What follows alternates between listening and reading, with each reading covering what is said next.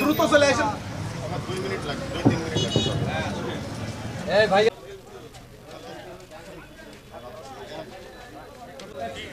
ভাই সামনে থেকে সরে ওইটা দিও না, ওইটা আজকে দিয়ে দরকার নেই। আপনি ফেস বসে আপনি হ্যাঁ এই করেন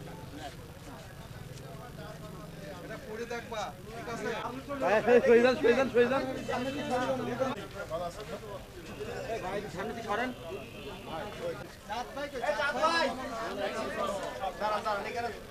আমরা বঞ্চিত হইলেও আমরা মূল ধারার সাথে আমরা আছি আমরা দলের বাইরে না। হ্যাঁ, ভারপ্রাপ্ত চেয়ারম্যান আমাদের যে নির্দেশনা দেবে আমরা সেইভাবে আমরা কাজ করে যাব ইনশাল্লাহ।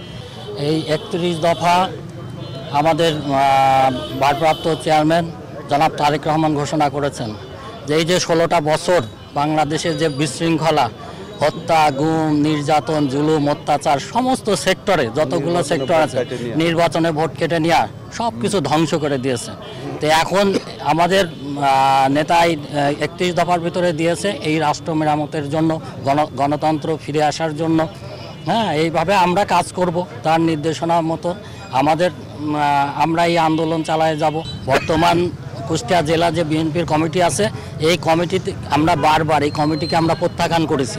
গত প্রোগ্রামেও আমরা ওই ইসের সামনে যে প্রোগ্রামটা হয়েছিল শিল্পকলার সামনে, ওখানেও স্পষ্টভাবে অপু ভাই বলে দিয়েছেন সারা কুষ্টিয়া জেলাতে যেভাবে চাঁদাবাজি, বিশেষ করে এই বড় বাজার অঞ্চলটাই যা আপনারা খোঁজ খবর নিয়ে দেখতে পারেন যে ব্যাপক আকারে চাঁদাবাজি হচ্ছে।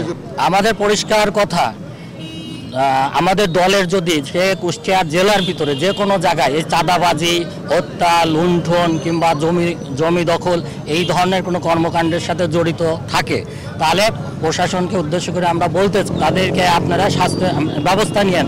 হ্যাঁ, তাদের যে আইনগত যে ব্যবস্থা নেওয়া সে ব্যবস্থাটা নেবেন এবং আমাদের যদি কোনো সহায়তা প্রয়োজন হয় ইনশাল্লাহ আমরা এই ব্যাপারে অন্তত পক্ষে আমরা তাদের পাশে থাকব।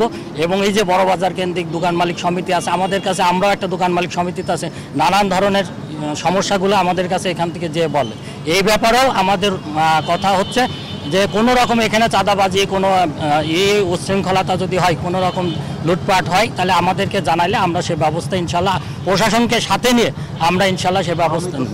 জনগণের যে প্রত্যাশা একটি সুষ্ঠু নির্বাচন, বাংলাদেশের মানুষের আশা আকাঙ্ক্ষা, এদেশে ডাল ভাত খেয়ে বেঁচে থাকবে, বাজার দর নিম্নমুখী হবে, সাধারণ জনগণ হাসি মুখে তাদের বাজারের ব্যাগ নিয়ে বাজার করবে, ডাল ভাত খাবে। এটা হলো আমাদের দেশের মানুষের, সাধারণ মানুষের, গরিব মানুষের এটা হলো অধিকার। সেই অধিকার প্রতিষ্ঠা করার জন্যই আমাদের নেতা তারেক রহমান যে 31 দফা কর্মসূচি দিয়েছে, সেই কর্মসূচি বাস্তবায়ন করার জন্য আমরা রাস্তায় নেমেছি। আপনারা দেখুন আজকে 31 দফার মধ্যে কি আছে। আজকে বলছে রাষ্ট্রীয় সংস্কার করতে হবে। রাষ্ট্রীয় সংস্কারের অর্থ কি? এই দেশে যে প্রধান সমস্যা হলো নির্বাচন। বাংলাদেশে দেখেন একটি সরকার ক্ষমতা ছিল 16 বছর, তারা ক্ষমতায় থেকে বাংলাদেশে 16টি বছর এই দেশে মানুষের উপর নির্যাতন নিপীড়ন করেছে, জোরপূর্বক ভোট নিয়েছে, দিনের ভোট রাতে করেছে, করে তারা এই দেশের মানুষের গণতান্ত্রিক অধিকার হরণ করেছে।